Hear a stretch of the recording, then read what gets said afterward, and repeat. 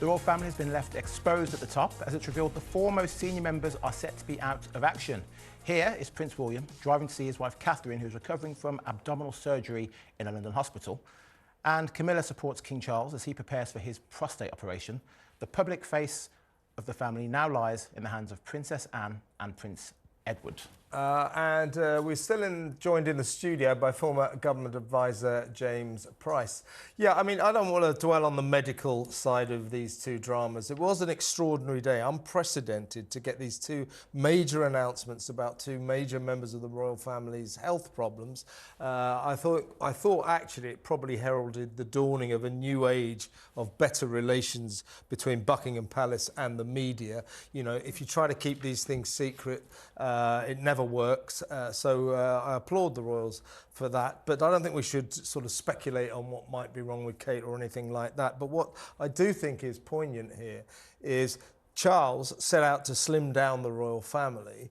And in a way, he's kind of reaping the lack of rewards for that, because for the next few weeks, and in terms of Kate and William, next few months, so we won't have the King, and by extension, not Camilla, probably. We won't have Kate, we won't have William.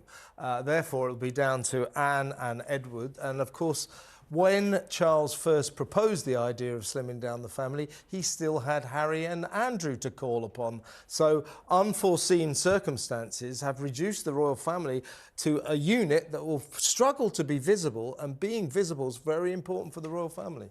Yeah, absolutely. I mean, first things first, a good slick bit of media work to get both of them done in the same day. I thought the statements were very nice. You're right not to dwell on the things with the Princess of Wales. For His Majesty, maybe in the same way that the Sun's talking about mental health might bring some of this more to people's attention. I've had some of these issues in my family. Great if more people get themselves checked out in that kind of area. I think that's brilliant. And as a fan of Anne and Edward, the best royals by far, this is going to be great, right? You're going to see these guys come and shine.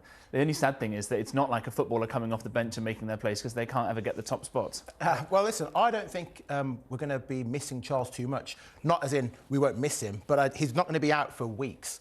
No. Camilla said he'll be signing his papers and everything 2 days after the operation. Yeah. So I think it's going to be absolutely fine. But with Kate, they said that this was planned. And I question how planned it was. It certainly wasn't an emergency, but she had a load of things in the calendar which have now been pulled. So it can't have been planned that far in advance. Yeah, the last time we saw her was Christmas Day when they went to church. So she's obviously been poorly since then.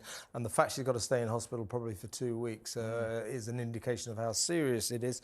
They had no choice but to reveal something was wrong, because if we didn't see her for months, people would ask questions. But the King did not need to reveal his prostate problems. And here's to him for doing that, to encourage men to get checked. So pay attention to His Majesty. A very good move by him, I thought, and I admire him for it.